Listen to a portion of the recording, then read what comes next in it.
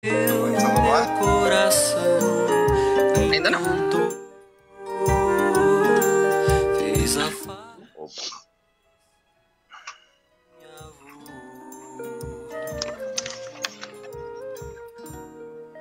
E choveu o dia inteiro. Opa, pessoal.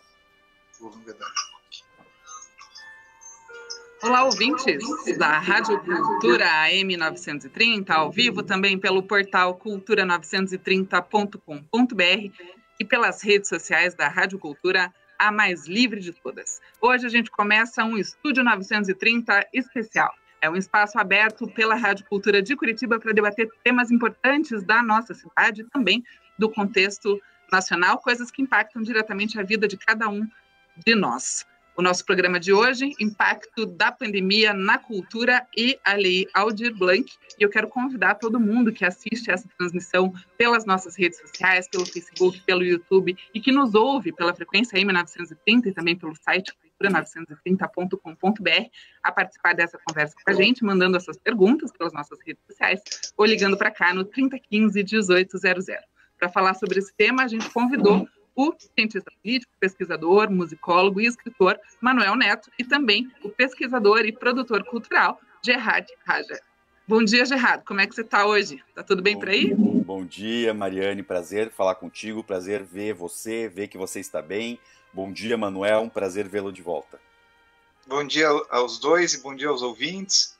É um prazer também estar aqui de novo na Rádio Cultura, podendo falar com a audiência, principalmente esse espaço que vocês representam, né, da Mais Livre, e que permite esses debates e trazer ideias assim com consistência para o debate, que é o perfil da audiência de vocês, pessoas aí que estão preparadas para o debate, para as ideias. É muito bom estar aqui.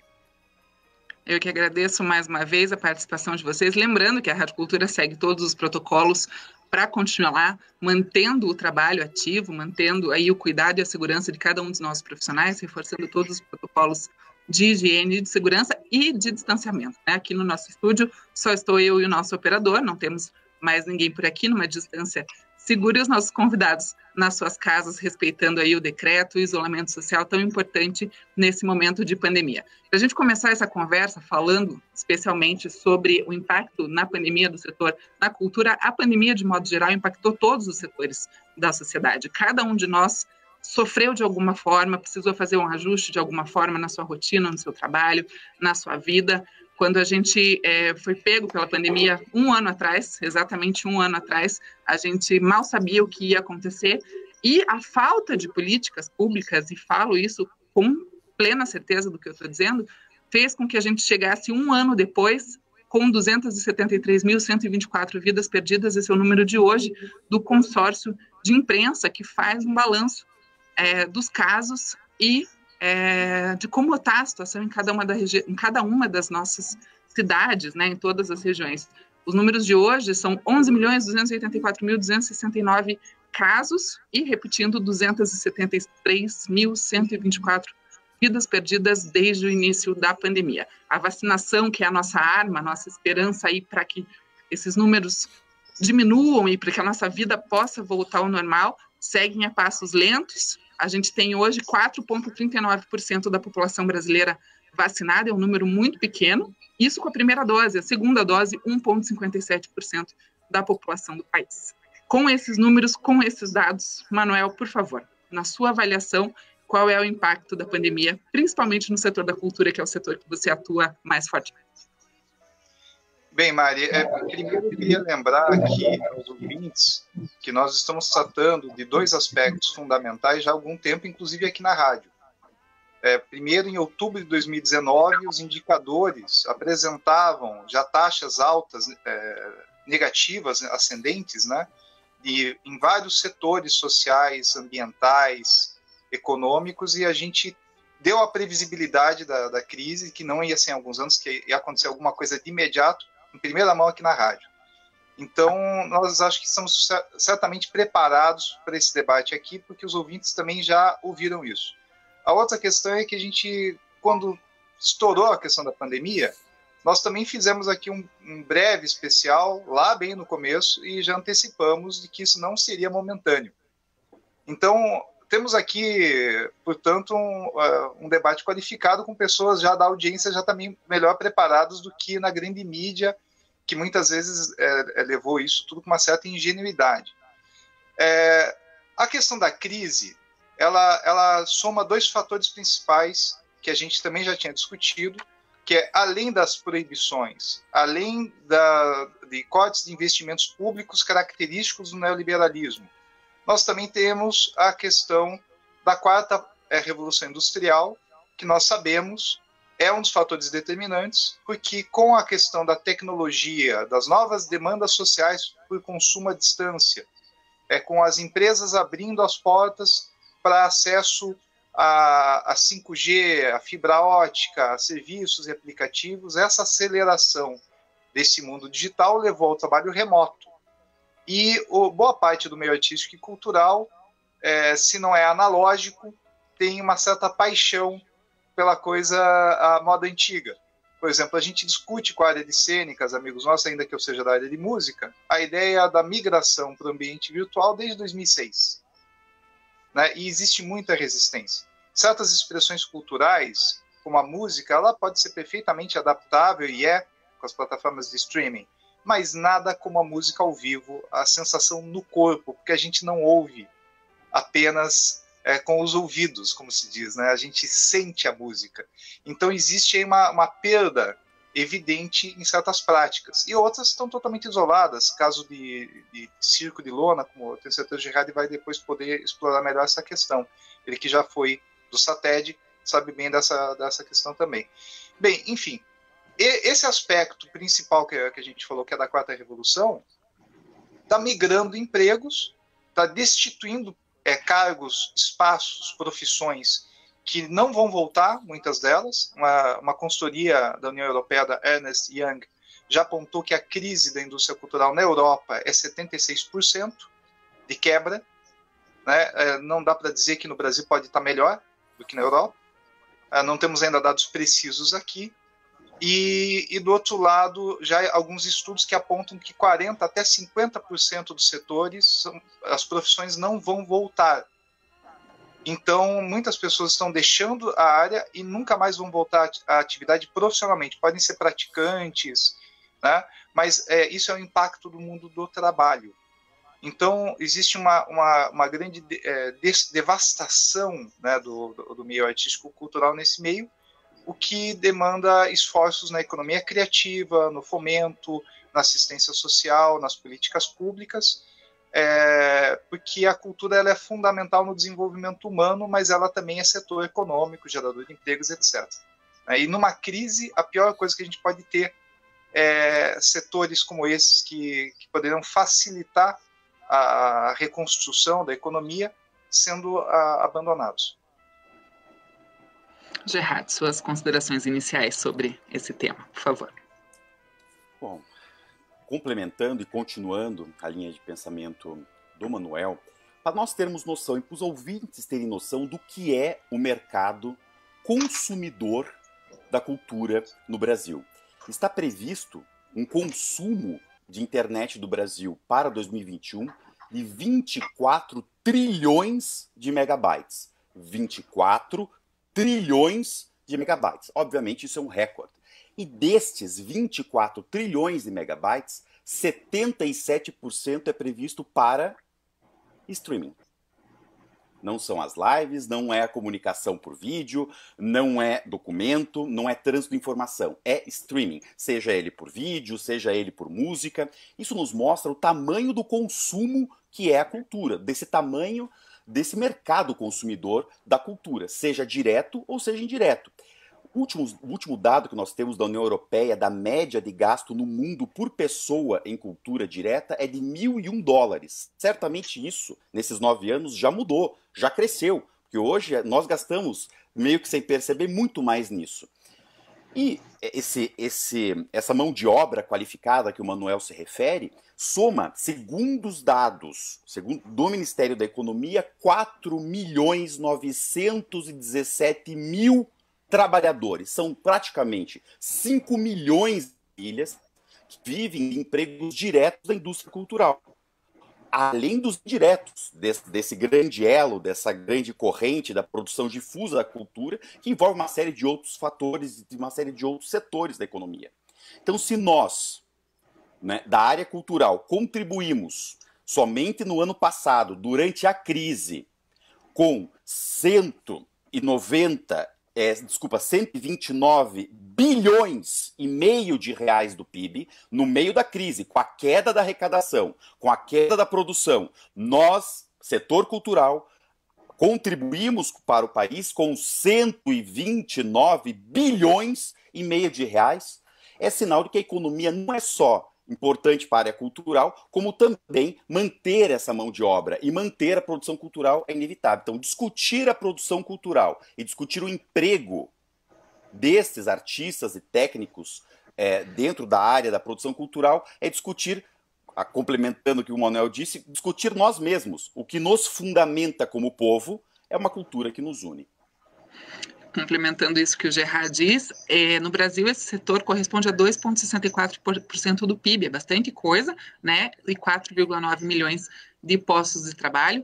A gente tem uma pesquisa aqui, recentemente feita pela FGV, e mostrou que nesse período de pandemia a gente já teve uma queda de 31,8% do PIB no sentido de arrecadação. Então, ou seja, a gente já tem uma queda aí de 30% desses recursos, e o que a gente vê é uma movimentação, falando particularmente, né, a minha visão sobre isso, assim, é que todo mundo precisa de arte, todo mundo precisa de cultura, todo mundo consome isso diariamente, seja no entretenimento, na novela, nas plataformas de internet, no streaming, a Netflix, os livros, as músicas e tudo mais, que fizeram e fazem companhia para as muitas pessoas que estão em casa nesse momento. Eu acho que essa valorização também nesse sentido do entretenimento nesse momento é uma coisa que ficou deixada de lado, né? Porque a gente, inevitavelmente, todas as pessoas, todos os brasileiros consomem cultura e arte de alguma forma, né? Me permita só, Mariana, só um comentário em cima dos dados que você passou.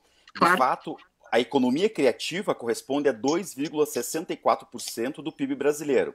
Agora, ela está estritamente ligada ao turismo, ao entretenimento, que somam 13,7%. Então, Sim. Sem a cultura, sem o patrimônio cultural, nós impactaríamos quase 20% da economia brasileira diretamente ligada à economia criativa.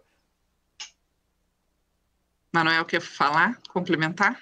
Sim, é importante a gente frisar isso, que quando a gente fala dessa importância econômica, a gente não está querendo dar um discurso aqui do modelo ou neoliberal, ou do capital, ou da arte, a cultura apenas como negócio. Ao contrário, a gente está explicando que são fenômenos que ajudam a justificar o investimento, a questão de renda e emprego e do trabalho, mas a gente está falando de desenvolvimento humano, né? Então, a cultura, ela, desde a Convenção da Diversidade Cultural, da Unesco, que foi incorporada à Constituição Brasileira, ela tem um entendimento mais antropológico. É entendido que a cultura ela é cidadã, simbólica e econômica. Isso está no Plano Nacional de Cultura. Então, é uma interpretação que ajudou a fundamentar o que é o Sistema Nacional de Cultura, que é, por exemplo, o que permitiu o repasse da Aldir Blanc. Sem essa estrutura de políticas públicas, que a gente possa ter indicadores, fundos, planos que dizem como são gastos, não é possível ter uma política pública. Fica aquela política dos editais, né, os prêmios de arte do passado, quando a cultura é uma dimensão muito maior. A cultura ela está na tribo indígena, ela está nas matrizes étnicas afro-brasileiras, ela está na periferia, ela está na cultura urbana, ela está na cultura rural, ela está na grande arte. Então a gente está falando de uma dimensão também de trabalhadores, técnicos, iluminadores, né, uma cadeia produtiva. Mas quando a gente fala em política cultural, nesse caso, numa nação continental como o Brasil, nós temos que falar de estrutura, né, de gestão. Por isso que eles apelidaram, até de uma maneira não muito boa na época, de o SUS da cultura, quando criado o sistema. mas hoje em dia quem reclama do SUS tem que lembrar que a gente só tem o SUS, né? Então eu gosto de falar, não, eu gosto de contar com o SUS. E a cultura precisava também dessa estrutura. Bem, a partir desse modelo de política cultural que começou na década anterior, no começo do século, na verdade, o que nós tivemos foi uma contradição, porque a Lei Rouanet é um modelo mais neoliberal, que os empresários escolhem que vai ser premiado, você precisa ter um certo status em mídia para conseguir captar, e a cultura não chega, aliás, o fomento não chega na cultura em geral. Então, eu acho que esse momento dessa contradição é importante a gente olhar para o passado para entender o que está acontecendo hoje.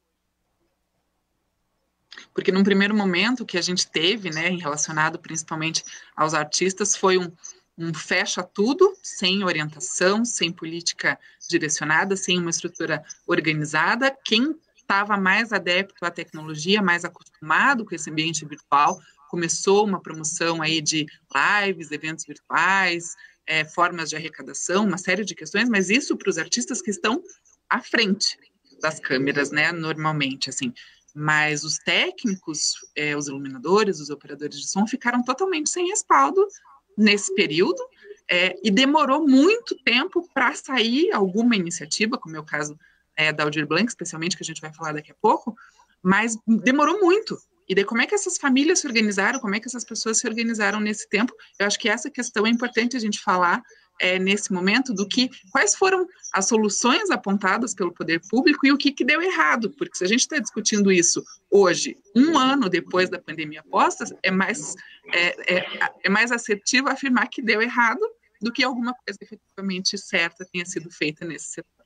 Errado. Olha, antes de analisar o que deu errado e passar a palavra para o Girardi, eu queria sugerir que a gente tentasse ainda entender um pouquinho o fenômeno dessa falta de entendimento que é o setor.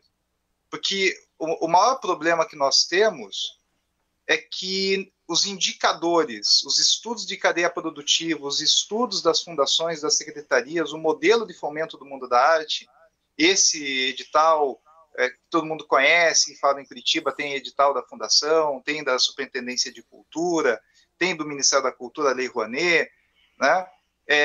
Ele está amparado no que se entende por cultura.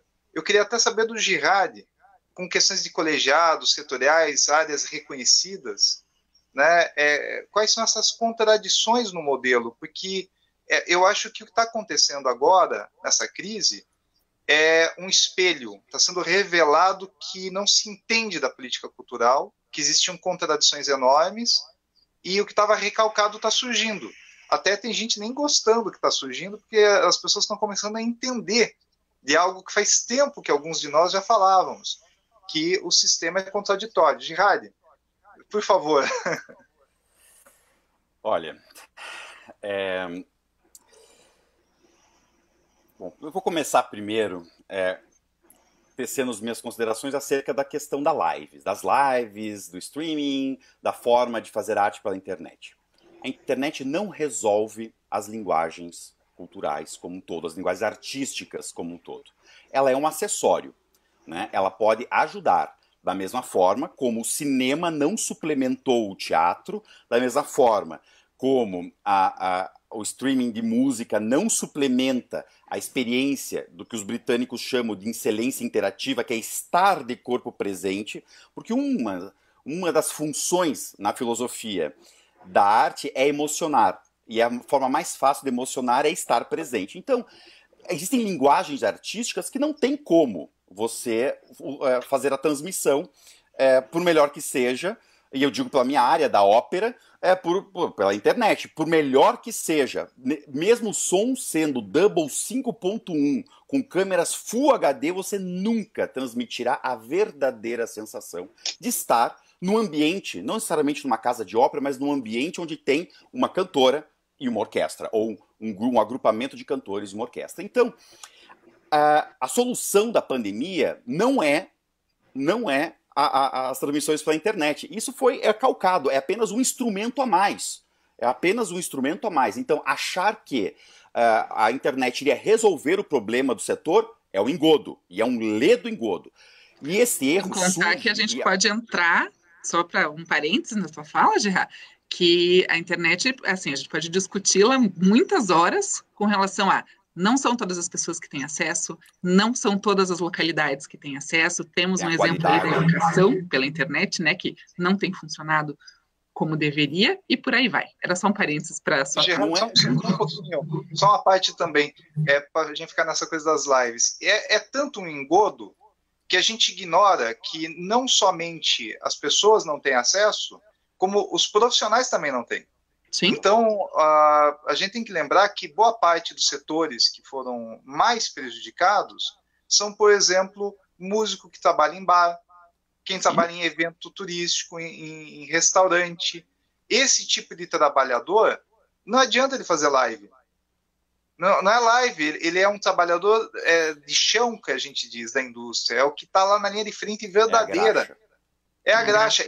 E esse trabalhador precário não recebe bem, não é artista conhecido, é a maioria absoluta, e ele não está contemplado pelas tecnologias, ele está proibido de um lado, e do outro lado tem mais um detalhe: esses editais não foram feitos para eles. Isso é uma coisa que depois a gente volta.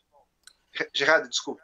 Eu elenco 3 causas e 3 pontos interessantes de discussão quanto a essa questão da cultura.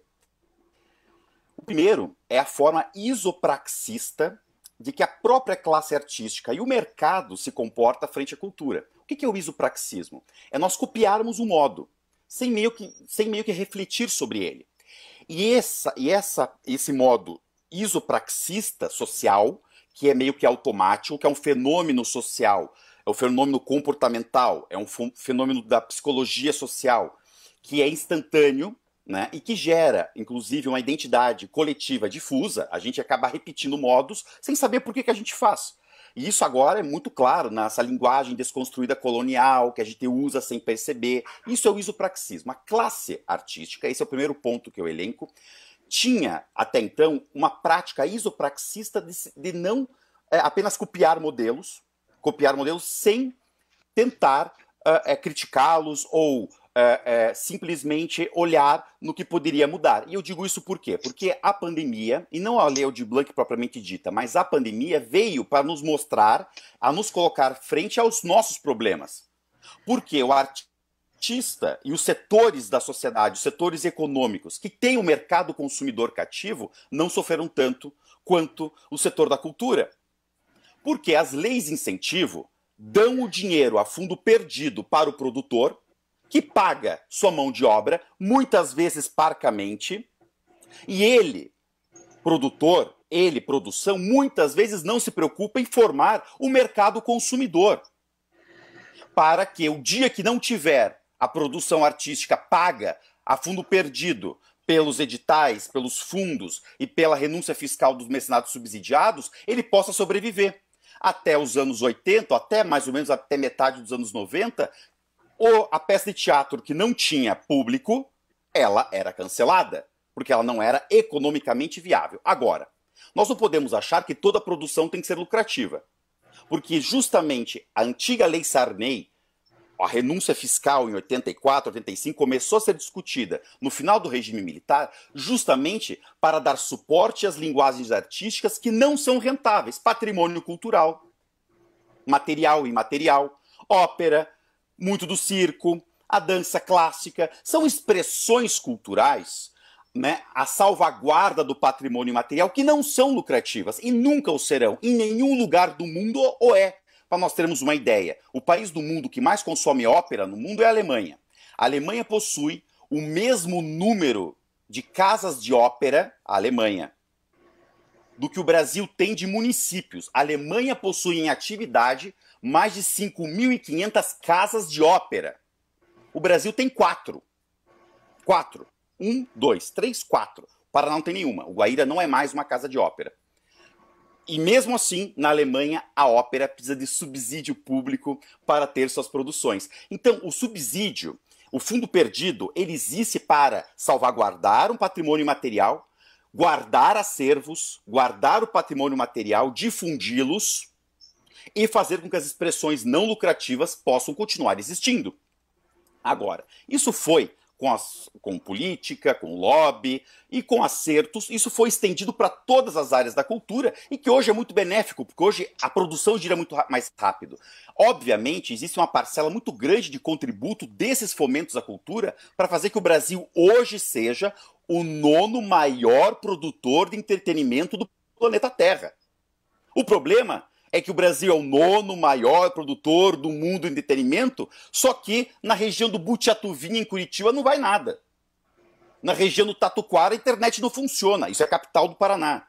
5ª maior cidade do Brasil. Um dos 4 maiores PIBs do Brasil. Curitiba.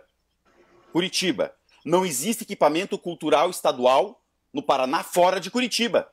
Então nós estamos falando de uma realidade de um estado desenvolvido. Nosso PIB do Paraná é equivalente a de nações europeias. E ainda assim, nós que somos, repito, a 9ª maior produção de entretenimento do planeta, nós não conseguimos fazer uma distribuição interna. Então essa é a primeira questão.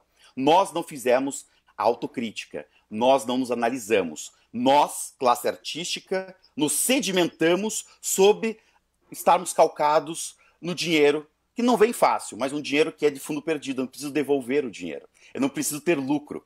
Eu mesmo já vi produções subsidiadas pelo Mecenato Municipal de Curitiba e eu fui assistir, só tinha eu e mais uma pessoa, que no caso era o diretor da peça, o auditório inteiro fechado. Então, eu não quero me delongar, mas essa é a primeira de todas as questões que vem a calhar agora. A segunda questão é a questão de como foi encarado as políticas públicas frente à pandemia, e rapidamente eu quero dizer que é difícil para o poder público. Eu não queria estar na pele deles, porque é trocar o pneu enquanto o carro anda. Sem saber. Gerard, deixa eu fazer uma parte. Esse é o problema. Veja, nós somos aqui 2 defensores dos artistas e do meio cultural, nas nossas perspectivas diferentes, sempre agimos em agrupamentos diferentes, mas não tem problema, a gente está aqui defendendo a mesma classe. É a cultura. Por caminhos diferentes, né? Sim, mas tentando mesmo. Mas é a dimensão humana, simbólica, cidadã. Então a gente tá preocupado com a diversidade, mas por que a gente está com esse sofrimento de trocar o pneu que ele comentou? Porque essa estrutura começou a mudar há 17 anos atrás e no meio do caminho, quando o sistema já estava relativamente bem estruturado conceitualmente, começa a assinatura dos pactos federativos nos estados e municípios, isso já adentrando na década passada, ali por 2010, com o conjunto legal de plano, de sistema aprovado, convenção da diversidade aprovada, quando chega nos municípios e estados, a classe artística mais fechada do mundo da arte, mais acostumada com os editais, e que tem pressão com o poder público, junto com a burocracia de alguns lugares, junto com os técnicos, a tecnoburocracia, vamos dizer assim, eles se juntam para travar as mudanças. Então é importante a gente dizer que se a gente vai sofrer agora, neste momento, o fundo da Aldir Blanc ter que ser repassado pelo Fundo Nacional de Cultura, que veio do orçamento de guerra, do combate à pandemia, mas veio através do fundo. Através de um sistema nacional de cultura, tinha todo o conjunto, colegiados setoriais, planos setoriais e, principalmente, uma nova visão de cultura, que é essa visão antropológica que eu citei no início, que é o do respeito à diversidade. E a diversidade não é só a de gênero ou a étnica, também é das tradições, também é das minorias, do folclore, ele também é a cultura da periferia, não é na linguagem do mundo da arte. Não é uma coisa seletiva, que é diversidade cultural, mas elitista na arte que se faz. Não, ela é realmente popular e plural, ela é cidadã, ela é para todos. E essa visão, que está ligada à proteção dos povos, à Convenção da Diversidade da Unesco, feriu o ego de parte do mundo da arte, principalmente o que o Pierre Bourdieu chama de centrais do campo, que, vamos dizer, é uma elite dentro da elite. Eles não queriam mudanças. Exatamente. E aí o que aconteceu, Lari, só para encerrar essa frase, é que, a partir disso, tudo que podia ter sido feito começou a ser precário, porque não aceitaram o número de cadeiras novas, de novos setores reconhecidos em muitos lugares. Por exemplo, aqui o município de Curitiba e o governo do Paraná não adotaram estritamente o número de setores reconhecidos pelo Ministério da Cultura. O modelo de planos setoriais discutidos com a classe, a participação que deveria ser ampla foi limitada e não transformada em leis, esses planos. Então começa a ter um monte de entraves, porque determinados grupos que eram muito favorecidos nos editais não queriam essas mudanças. Isso hoje atinge diretamente, se hoje nós estamos passando por dificuldades nos repasses, no tipo da política, é porque no passado, há mais de 10 anos, foi cometido um crime, que não é um crime no sentido tipificado no Código Penal, mas é um crime moral, foi um tiro no pé. A própria classe, parte dela, acabou não entendendo que aquilo era necessário e se juntou com certas alas do poder público para impedir essas transformações. Hoje temos a consequência que a estrutura ela está imperfeita, ela não tem semelhanças com o sistema nacional e ela acabou gerando uma série de contradições que a gente já vai abordar. Eu acho que vou devolver para o Girardi.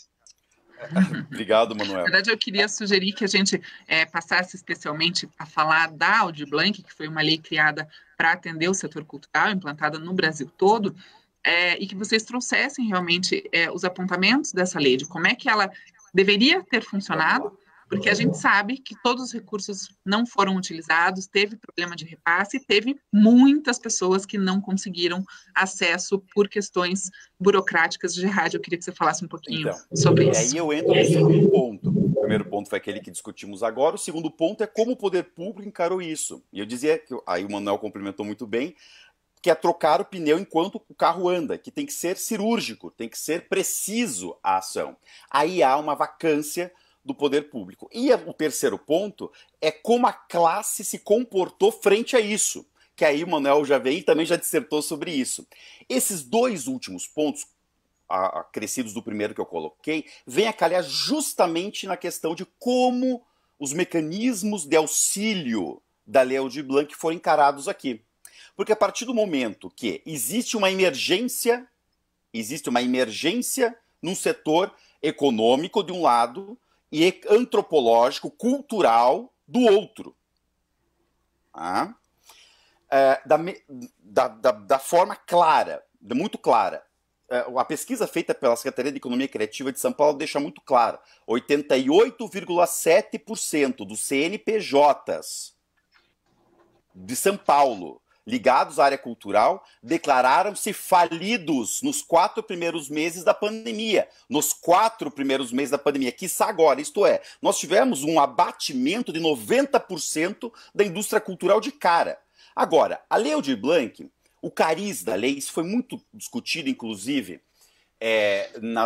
no Conselho Estadual de Cultura, que até então eu fazia parte antes de renunciar no final do ano passado. Qual é o cariz da Lei Aldir Blanc? Qual é a natureza da Lei Aldir Blanc? É dar mais dinheiro para esses setores já fomentados pela economia? É dar dinheiro para aqueles que possuem emprego e carteira assinada? É dar dinheiro para aqueles que conseguem viabilizar a sua arte, a sua produção no streaming ou na live ou no meio da internet? Ou dar para setores que nunca precisaram do Estado? O fazedor de cultura, aquele que faz artesanato e vende na beira da estrada, o indígena, ele nunca precisou do Estado. Ele colhe, a mão de obra é própria, ele colhe os elementos no próprio meio natural onde ele vive, e ele vive de conta própria, ele não existe para o mercado. Ele nunca precisou do Estado. Agora ele precisará, ou precisou e ainda precisa. Os quilombolas, ainda muitos deles fechados em suas comunidades, que difundem sua cultura, nunca precisaram do Estado.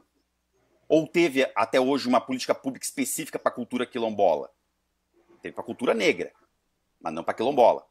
Que possui, inclusive, talvez no ambiente federal, né, Gerardo? Específicos. Lá na Secretaria de Diversidade Cultural, mas aqui no Paraná sempre foi precário. Não, nada. Algo típico nosso aqui do Paraná, os faxinalenses, que é uma estrutura social que só existe no Paraná, possuem expressões culturais próprias, nunca precisaram do Estado. Essa gente deixou de comer. Essa gente deixou de trabalhar, porque ela foi impedida por um caso fortuito, por uma coisa maior. Ela foi impedida por uma força maior do que ela de trabalhar. E aí que, muito bem colocado pelo Manuel, o impacto que vai causar essas pessoas que deixaram de serem fazedores de cultura, artistas, técnicos para migrarem para outras áreas e que simplesmente demoraremos décadas e não temos a prospecção de quantas décadas demoraremos para reparar esse mercado, que até então não há nenhum estudo conclusivo de quantos são. O que aconteceu? Ao invés da Lei Aldir Blanc ser utilizada para sustentar esta gente, aqui deixo muito claro, eu tenho uma proximidade com o setor do circo aqui no Paraná por conta da Jane Dávila, que foi vice-presidente do SATED, é a atual coordenadora de circo da Fundação Cultural de Curitiba, ela própria é filha de circense, do famoso e renomado Edson Dávila, que roubou a namorada do Érico Veríssimo, que é a Delcy, que é a mãe dela, e que carregou para o Paraná dentro do circo. Acabou com o romance do Érico Veríssimo. E graças a isso temos a Jane e a Suzy. Ela nos passa os dados, são 42 empresas circenses atualmente no Paraná. É o terceiro maior estado em produção circense. 42. Todos parados, todos falidos, todos tendo que vender equipamentos para ter o que comer. Todos, 42 empresas circenses aceitando doação de comida. Até motoclube fazendo arrecadação de comida para artista circense profissional. Exatamente. E algumas famílias, inclusive, circenses, tendo que trabalhar no campo, na colheita, para ter parte da colheita para ter o que comer. Isso não é digno. Isso não atende ao princípio da dignidade da pessoa humana. A partir do momento que tem artista com carteira assinada, que tem artista comissionado, que tem artista com estabilidade no emprego, que tem artista que é professor de universidade, tem artista que já recebe fomento e que pegou dinheiro da Lei Aldir Blanc, que tudo bem, a culpa não é totalmente dele, é do próprio Estado que criou esses mecanismos, referendado pelo Conselho. Ele tirou a comida da boca de um irmão artista ou técnico que necessitava. Essa é a discussão que nós temos que fazer. O erro foi cometido, houve um desvirtuamento do cariz da lei, em alguns estados mais, outros menos. Temos que olhar tudo pelo melhor lado, então isso não foi bom que aconteceu, mas pelo menos nos alertou do perigo que é isso. E agora, com esse ressaibo, porque 67% dos recursos ainda não foram utilizados, e se não forem empenhados, terão que ser devolvidos. E que certamente os que forem empenhados serão utilizados, que agora, em 2021, sejam utilizados da melhor forma. Com você, Manuel. Tá bom, Gerardo. Eu quero propor, como a gente já faz o último bloco, eu quero propor um bate-volta de alguns elementos, Mari. O que você acha? Pode ser, eu só queria fazer um apontamento aqui rapidamente, ouvindo o Gerardo falar. A sensação que eu tenho, né, ouvindo os apontamentos de vocês aqui, então, é que, mais uma vez, o poder público não conhece a realidade do Estado e das cidades que atuam. Não há um mapeamento dos artistas, não há um mapeamento de quem são esses profissionais e para onde esses recursos devem chegar. E, principalmente, a gente está falando de um momento grave, onde medidas precisam ser tomadas de uma forma urgente, emergente, e esses recursos precisam chegar na mão de quem precisa. Para mim, os editais, eles são muito burocráticos e não fazem com que esses recursos cheguem, porque não são todas as pessoas que têm as certidões válidas em ponto para poder anexar no sistema a certidão.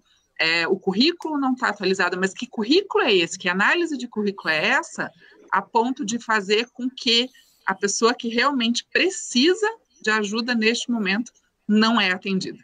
Para mim, essas são as principais considerações. E, Manuel, está aceita a sua sugestão aí para esse nosso último bloco do programa. Fique à vontade. Obrigado, Mari. E é importante a gente frisar que a Lei Aldir Blanc, de novo, repetindo, ela está no orçamento de guerra, a emenda 106 da Constituição.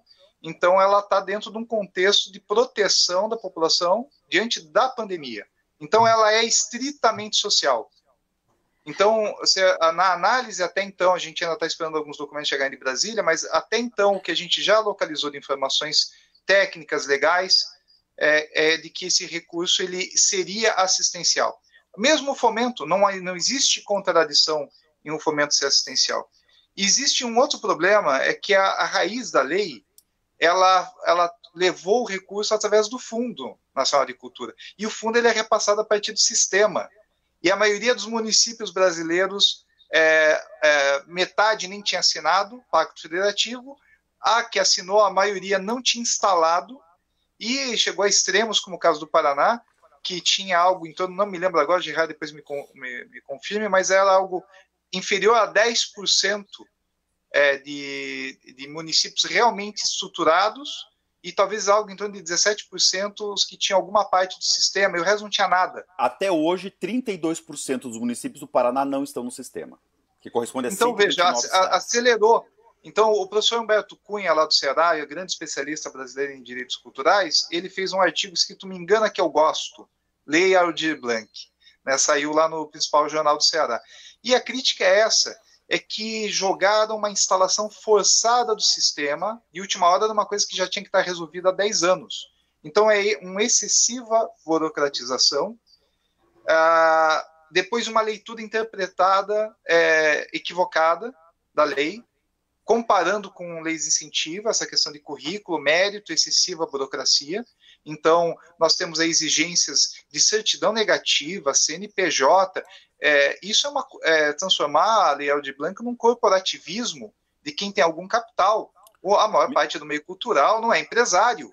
Então, permita, é uma situação... Manuel, por favor, me permita só um parênteses aqui. Claro, claro. Eu entendo que o grande problema disso que você está colocando, Manuel, é que a Lei Aldir Blanc foi interpretada como mais uma lei de fomento e incentivo à cultura que visa um produto final. Exatamente. E não uma lei de assistência social, de manutenção do emprego, de manutenção da classe, de manutenção do fazedor, da vida. Exatamente, da manutenção daquele que está famélico. Então, esse problema do acomodamento da classe e dos próprios setores de produção viram na Lei Aldir Blanc mais uma fonte de recursos, e não em uma forma de socorrer aquele que mais precisa. Desculpa, por favor. Não, perfeito. Inclusive, colegas que eu estou até meio chateado com eles, dizem assim, não, Manel, tem que concorrer, tá chovendo dinheiro, tá facinho. Eu não entendi essa análise, esse recurso não é para estar facinho, ele tinha que ser simplificado, socializado. Exato. Não é para facilitar a vida de alguns agentes. E a gente não é contra eles, né? Não é não participar, né? Não é vedar a participação dessas pessoas que estão mais habituadas com os sistemas e tudo mais. Mas é uma questão de priorizar realmente quem precisa, priorizar onde isso vai chegar, né, de uma forma mais abrangente. Né? E aí a gente viu um monte de coisas. Teve o caso do OMB, que a gente estava dando uma consultoria para eles na questão da Aldir Blanc, na questão do retorno seguro aos espetáculos, quando fosse possível, e foi enviado correspondências ao Poder Público, Fundação, Secretaria, até hoje nem foram respondidos. Pra você ter uma ideia, usando a Lei de Acesso à Informação, tem documento há 2 anos sem resposta, e já da Aldir Blanc há mais de 110, 120 dias. No meio do processo, teve muito conflito, muita gente tentando silenciar o que a gente estava descobrindo, que as pessoas estavam denunciando, estavam encaminhando para o Fórum de Cultura do Paraná, e encaminhando para outros movimentos, e no meio do caminho fizeram uma besteira, colocaram de presidente tampão um funcionário da Superintendência de Cultura como presidente da ordem, que era um dos órgãos, que é uma autarquia pública que representa a música, que estava fiscalizando as verbas. Isso é conflito de interesse claro. Foi encaminhado esse tipo de denúncia. Depois chegou até nós outras situações, como, por exemplo, além desse excessivo problema burocrático, um favorecimento. O primeiro edital, logo de cara que saiu os premiados ali, o Trajetórias, já imediatamente 28 funcionários públicos, R$480 mil, que provavelmente deva ser ilegal, ao que a gente está vendo, porque o edital não pode deixar isso claro, mas a 8666 o Código do Funcionalismo Público já diz que isso não pode. Então tem uma série de fatores aí que demonstram que realmente estavam tendo muitas irregularidades. Depois teve a questão de que no Conselho Estadual de Cultura, o Gerard já vai poder falar disso, foi apresentada uma proposta de bolsa, tinha uma proposta também de 5 milhões especificamente para os técnicos, essa excessiva burocracia acabou atrasando, foi associado à lei de licitações, em vez de simplificar tudo, como é o modelo de bolsa que o Gerardi propôs, e sobrou, por ingerência, incompetência, né, má gestão de recursos numa pandemia, 26 milhões no Caixa do Paraná. Então a gente está falando de pessoas que estão sofrendo, sendo que sobrou dinheiro no Caixa. 28 então eu milhões. acho que são vários exemplos de... E tem dolo, né? Para vocês terem uma ideia, eu vou passar isso já para o Gerardi. Foram 11 mil e poucas famílias de artistas e técnicos que podiam ter sido atendidos no modelo que ele, o Elcio e outros colegas do Conselho Estadual haviam elaborado. Parece que foi 9 mil e poucas ficando de fora. Então a gente está falando de um número de premiados muito baixo, perto do que poderia ter sido. Aliás, não é nem premiado, né? É resgatado, dado dignidade, dado proteção. Essa ideia de prêmio e de dar proteção é antagônico, na minha opinião. Gerardi, continue, por favor, da Consec. Veja, Mari, quando você fala e bem coloca a questão de que o poder público não conhece a classe, é só dizer que o Paraná é dos grandes estados do Brasil o único que não tem relatórios específicos da produção cultural e de quanto isso impacta, né, na nossa economia e de quanto essa produção gira. Os únicos relatórios que nós temos é de FIEP e de outras instituições extragovernamentais, né? Talvez muito embora porque o aparato da cultura estatal esteja já há décadas sendo desmantelado. A Secretaria da Cultura já vem de muitas décadas sem concursos públicos. Nós, até poucos anos atrás, não sei se continua, nós tínhamos um museólogo para todas as unidades museológicas do Paraná, quando a lei diz que tem que ter pelo menos um para cada unidade. Nós tínhamos um para o estado inteiro, não sei se mudou isso, mas eu acho que não, porque não teve concurso. Isso nos deixa aflitos, porque nós perdemos o Museu Nacional. Isso nos deixa aflitos. E quando você bem colocou, Mari, que o poder público não conhece a classe artística, eu, numa das reuniões do Conselho Estadual de Cultura, percebi que a gestão não sabia o que era técnico, o que era artista. É só pegar as gravações das reuniões e ver. Eu tive que ler a Lei 6533 e explicar, na letra fria da lei, o que é um técnico artístico. Quais são as funções de técnico que está na lei. É uma lei dos anos 60. E não se Também sabia. não conhecem o que é músico, né, Gerardi? Não sabem a diferença. Que músico está em várias instâncias da vida social e da economia. Não é só o tipo de músico que eles conhecem. Exato. Eu sempre costumo dizer, cultura não é aquilo que eu gosto. Não é porque eu não gosto de uma expressão que isso não é cultura, não é arte. Muito pelo contrário. O que mais me confronta é arte. E o que mais me... exatamente. O que mais me provoca é arte. Né? Isso sim. Então, veja, é muito complicado. E no meio desse caminho já de falta de política pública concreta, o Paraná foi um dos últimos estados a aderir ao sistema, num quadro de falta de servidores públicos, de uma classe acomodada, nós fomos pegos, todos nós, de surpresa pela pandemia. E pronto. Né? E no meio dessas discussões, o Conselho Estadual de Cultura, que havia sido eleito em novembro de 2019 e só foi nomeado em maio de 2020, para ver como que é importante o Conselho. Né? 6 meses de vacância. Estou dizendo que tá lá, é só procurar e ver. A eleição foi em novembro, final de novembro, e foi em maio a nomeação. 6 meses da gestão sem Conselho. Quando surge a Lei Aldir Blanc e começa a vir toda a discussão e a intenção e a imaginação de que dinheiro, e que de fato veio para o Paraná, foi nomeado correndo o Conselho foi formado, e eu e alguns companheiros, como o Elcio Kovaleski, de Ponta Grossa, o Giovanni Cossenza, Soraya Amaral, o Léo Ferreschi, vários, dentre outros, tecemos uma particular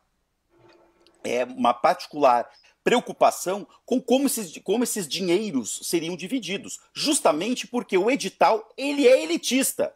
O edital por si só, ele trava. O edital por si só exclui. O edital por si só escraviza o trabalhador da cultura na mão do proponente. E esse não é a melhor forma de você, num período de pandemia, com gente passando fome, de você fazer com que esse artista possa continuar sendo artista e que ele sobreviva. Então nós propusemos, de antemão, de que fosse dado o dinheiro mediante o subsídio, né, do inciso 1º, que é o auxílio emergencial, que foi repetido na lei, o inciso 2º, que é os espaços culturais, fosse, de fato, tornado mais fácil e que fosse reconhecido os espaços que não possuem CNPJ, como terreiros de manifestação afrodescendente, como territórios de Tangulomango, de danças de São Gonçalo, regiões e espaços que não são formais, não tem o alvará, mas são espaços da mais genuína manifestação cultural. E dentro do fomento, nós queríamos que esse dinheiro fosse repassado, da mesma forma que é repassado uma bolsa de pesquisa, da mesma forma como é repassado uma bolsa atleta, da mesma forma que é repassado dinheiro que estudam. Uma bolsa mediante doação civil, onde não precisa se prestar contas, não precisa se provar regularidade fiscal, porque quem é MEI não estava pagando imposto e não tinha certidão. Por quê? Que não se precisasse ter um edital com exatamente uma data de início e uma data de fim, fosse de fluxo contínuo enquanto tivesse e houvesse disponibilidade orçamentária e financeira, e que fosse dado uma bolsa de 6 parcelas de um salário mínimo, e que isso daria chance de pelo menos 12 mil famílias comerem durante o período final do ano passado. Como isso não foi aplicado, foi feita uma grande saramandaia, foi feito um sapateamento total no conselho, a gestão não quis, achou temerário, foi contemplado 1.480, no inciso 2º, 1.480 espaços culturais e 247 projetos no fomento. Isso que dá um impacto de praticamente menos de 2 mil pessoas frente às quase 12 mil que nós tínhamos proposto. Para nós termos uma ideia, dentro da classe artística profissional com DRT, nós não fechamos 5 mil pessoas. Nós conseguiríamos, só da classe profissional, dar uma bolsa de subsistência para todos eles. Foz do Iguaçu, há poucos dias atrás, aprovou uma lei que cria a bolsa para os artistas da mesma forma. Curitiba já tem um dispositivo disso na área de dança. Londrina já tem previsão legal. O Ceará já o faz. Minas discute. O Paraná não quis ficar, mais uma vez, na vanguarda. O Paraná, mais uma vez, se atrasa. Isso me dói muito dizer, Manuel, você que é um paranista, me dói muito dizer, Mariane, você que também é uma conhecedora do Paraná e de Curitiba, porque nós, paranaenses, muitas vezes somos protagonistas e perdemos o protagonismo como comunidade justamente por conta dessas coisas pequenas. As festas de Natal do Brasil inteiro, Curitiba foi pioneira, mas hoje Gramado leva a fama. O maior festival de cinema do Brasil foi criado pelo Valêncio Xavier nos anos 70 em Curitiba. Hoje o Rio e Brasília levam a fama. Curitiba já foi pioneira e protagonista, tal qual o Paraná. E hoje nós, mais uma vez, estamos na retaguarda das discussões, como sempre. Isso. Mais uma vez. Tem muita coisa que precisa ser feita. A gente vai precisar encerrar essa conversa de hoje, porque o nosso tempo passa rápido demais. A gente tem mais 1 minuto ou estamos encerrando? Temos 1 minuto, eu vou passar para as considerações finais de vocês, mas eu já quero agradecer antecipadamente e já convidá-los para uma próxima conversa, para a gente combinar. Obrigado, já para a próxima semana, para esse debate não parar aqui, porque a gente tem bastante coisa para falar sobre isso, e principalmente sobre o que está sendo feito, sobre a continuidade, sobre, né, o que vai acontecer aí nos próximos dias, porque a pandemia está muito em alta e a gente precisa pensar soluções e estratégias muito rápidas para defender a arte cultural. Obrigada, Manuel. Obrigada, Gerard. Eu queria só falar rapidinho o seguinte, que o Fórum de Cultura do Paraná autorizou em assembleia que a gente encaminhe denúncias, mas a gente não quer ficar só nas denúncias, a gente quer deixar tranquila a classe artística e técnicos, que nós estamos querendo ajudar com soluções. Então, nós estamos nesse momento com um grupo estudando soluções e até projetos de leis para regulamentar melhor essa questão toda, e criar, de alguma maneira, algum tipo de proteção para a cultura no Paraná, para quem atua na área, para todos, especialmente para os que precisam mais. Então, a gente está dando esse encaminhamento, sim.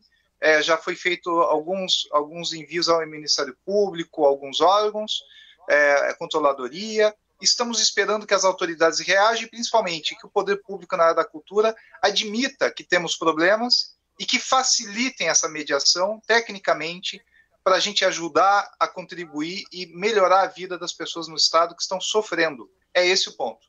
Exatamente. Manuel, obrigada mais uma vez pela sua participação. Gerard, obrigada a você, suas considerações finais rapidamente. Obrigado, Mari, obrigado, Manuel. Eu quero me dirigir aos nossos ouvintes e dizer que o mundo já entendeu que a sanidade mental dos confinados durante a pandemia e as pressões externas foi mantida, nossa sanidade mental, graças às condições culturais. Se não fosse o material de streaming e outras manifestações, nós teríamos uma doença social muito maior do que nós temos hoje. Isso é muito claro, porque quando nós tivemos depois da gripe espanhola de 1917, teve um surto de tifo, uma pandemia de tifo em Curitiba, e as pessoas tiveram que ficar trancadas em casa, e o Hospital Nossa Senhora da Luz, que tinha uma média de 200 internamentos por ano, em 2018 saltou para 4.000. Então isso nos mostra, num paralelo de um século, a falta que faz as produções culturais no dia a dia daquele que está sofrendo uma pressão social ou está confinado. A cultura é necessária para nos justificar como povo, a cultura é necessária para a nossa sanidade mental. Muito obrigado. Obrigada a vocês. O Estúdio 930 de hoje, a edição especial, fica por aqui. Obrigado. Agradeço a sua companhia, a sua audiência. Logo mais, essa edição vai estar disponível em podcast lá no site cultura930.com.br/Estúdio 930. Um abraço a todos vocês. Obrigada, Manuel. Obrigada, Gerard. Fique em casa, quem puder se cuide, a saúde é muito importante nesse momento, mas a cultura é mais importante. Obrigada por hoje, valeu! ZYJ 232, 930 kHz, amplitude modulada. A sua Rádio Cultura de Curitiba.